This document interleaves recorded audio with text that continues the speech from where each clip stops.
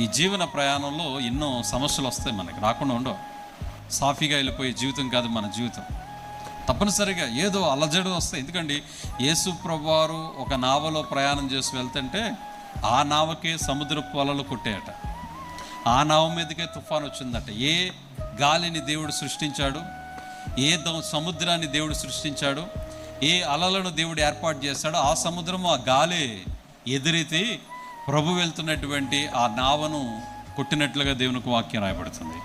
మరి మనంతటి వారం వస్తాయి, మన జీవితంలో కష్టాలు వస్తాయి, నష్టాలు వస్తాయి, వేదనలు వస్తాయి. కానీ దేవుని వాక్యం సెలవిస్తుంది ఏంటంటే మనం బెదరకూడదు, అదరకూడదు. ఎందుకంటే దేవుడు నా జీవితంలో చేసే అద్భుత ఆశ్చర్య కార్యాలను మనం మౌనంగా మనం చూసినట్లయితే, నిలబడి చూసినట్లయితే దేవుడు గొప్ప కార్యాలు చేస్తాడు. ఈ రోజులో మన ఫెయిత్ ఎక్కడుందంటే మన నోట్లోనే ఉంది.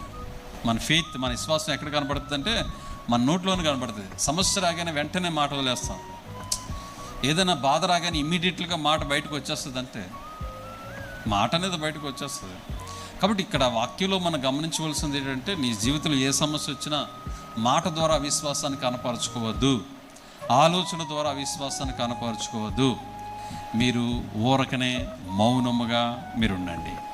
యెహోవా నేడు మీ కలగజేయ రక్షణను, దేవుడు మీ జీవితంలో చేసే అద్భుతాన్ని మీ కళ్ళతో మీరు చూడండి.